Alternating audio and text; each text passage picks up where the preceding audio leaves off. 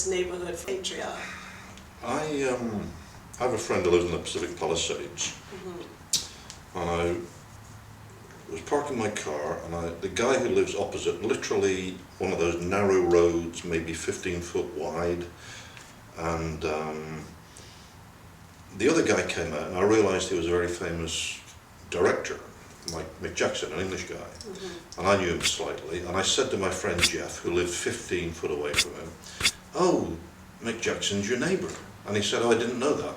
He'd lived there 15 years.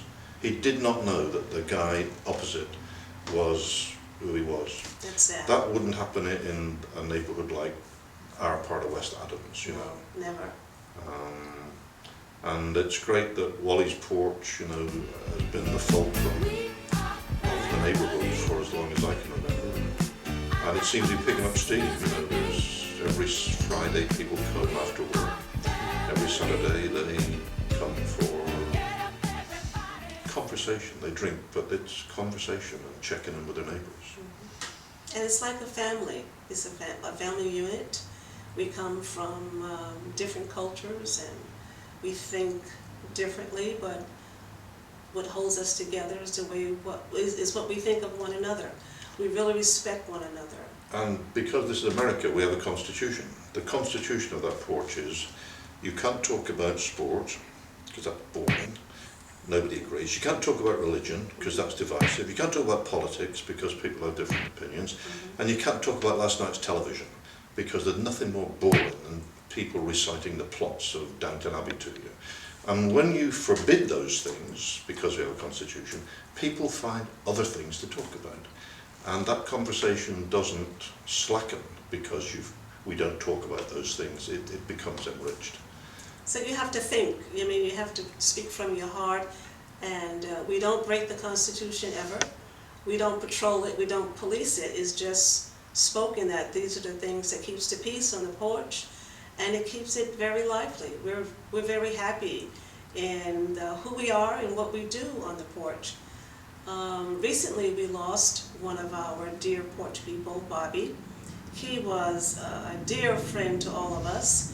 And one time I had these two very large raccoons in my backyard. And I didn't know what to do after I said, get, go away, go away, go away. Well, that really doesn't work, so I called Bobby. And Bobby came over and he just kind of stared them down and waved a stick or something at them, and they were gone. They just obeyed his voice and they were just gone, they disappeared. So I miss Bobby. I haven't had any more raccoons either.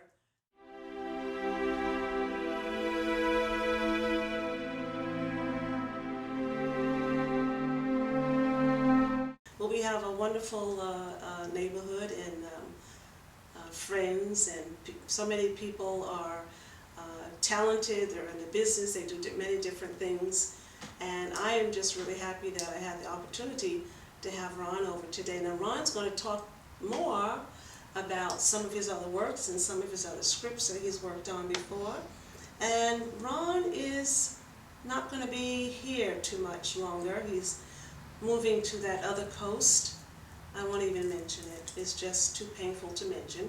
But he's always will have room here and the radius of people that he knows, so he'll never not have time or a bed. He'll always have a bed in our community.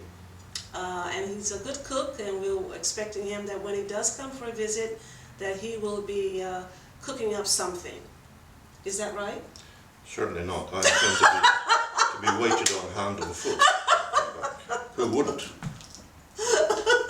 Sorry for the burst of laughter, but that was the response I was expecting. Ron's a bit spoiled, and you can't blame him because he's hard at work writing. Tell us about some of the other plays that you produced in London. Yeah, I was thinking about, there's reasons for the move which are intensely practical, like I'm doing a movie in Ireland and a TV series in Ireland, maybe something in England. I'm directing a play, another play there. But I'm really, I think, after 30 years in one place, to move, there's probably a deeper thing going on. And I did a movie about Josephine Baker for HBO a few years ago. And I had to research a lot of musicians' lives, and Sidney Bechet had a great autobiography, or biography, I can't remember now, but he talked about at some point you look back to where you came from. That in the course of a life you get to a place and then you look back. So for me it's almost a literal looking back, and Elisa's from New York, and it's a kind of like I'm doing stuff in Ireland, I'm doing stuff. London is the most exciting city in the world at the moment. There's a reason to be in London. I don't think we can go that far. But there's another undercurrent of why we're moving there that I haven't quite identified, and I don't have to identify it because we're doing it. But there's something about a certain state in life, you look back where you came from, and I feel you tend to go back there, you know. And you're drawn back. It's not in any way analysed or decided or determinative, it's just one does that.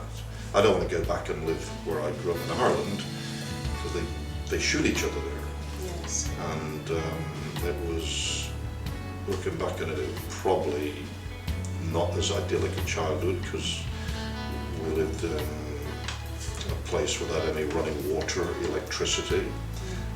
We had to walk half a mile up the road to pump the water. There was no toilet, there was a chemical toilet.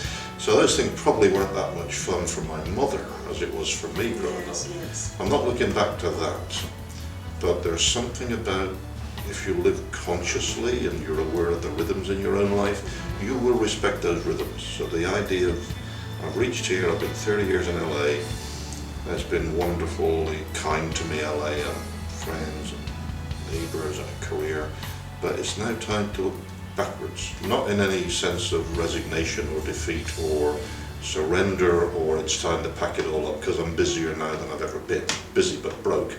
It's a time to take stock, but take stock while moving somewhere else. Yeah, I like that. I like that. I like the rhythm and the sounds that, you know, life allows us to follow. And we really must be enriched intelligently and also emotionally to hear that and to know that and to follow that. Sometimes we can get stuck and things stop working as well as they used to, but we're always supposed to be in a position of growth. And I think that's where Ron and his wonderful wife and Isabella will be headed towards growth, a new place, a new beginning maybe, but definitely a growing spot, a rhythm. He's following his rhythm and his sound that he hears. Well, having said that, Yeah. we sold the house, and I immediately get definitely one and maybe 2 TV shows in LA. So the day after I get to New York, I've got to come back to LA again. But almost, you know, I may be able to spin it out for a week. But that's kind of a Zen thing. I mean, that is kind of like when you don't aim the arrow, Yes. the arrow lands smack dab in the bullseye. Yes. And eventually, okay, this is it. I've done all the TV I'm probably going to do here. I'm doing TV in Europe.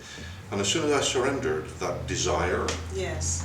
as soon as I gave up action in the world, the universe kind of finds a way Yes. to reward you or to reassure you.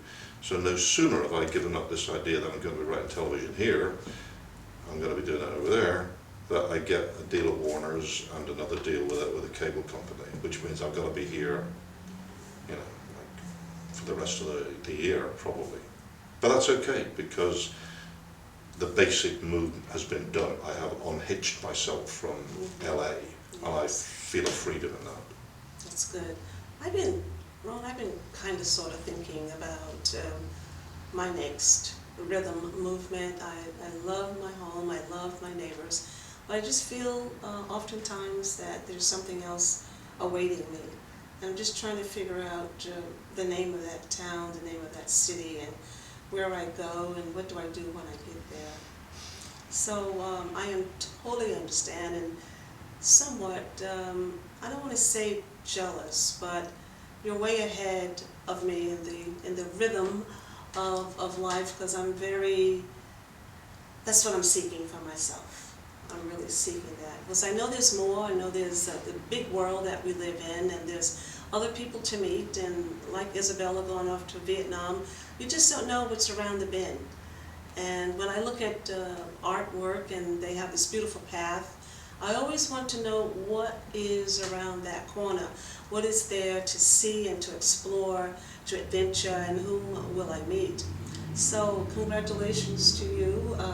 Is there anything else you want the Chit Chat audience to know? But we're really behind you in all your work, and as Ron let me know what he's doing and where he is, I will be announcing it on Chit Chat, so you can go and see his work if you're not familiar with it for yourself. Probably you've seen lots of his work and just didn't know the face behind the work. So now you have an opportunity to see the great man, the great writer, the wonderful husband and father and neighbor that he is and always will be. Yeah, most of that is true. Most of it is true. It's all true. And I want to say publicly that when Wally kicks him out of the house, when he has to stay here in LA for his next television shows, he's welcome here. And then I'll kick him out, and then someone else will pick him up. And that's just the way we roll in our neighborhood. Thank you for watching this afternoon. It's been wonderful having Ron Hutchinson here. And we'll see you the next time on Chit Chat.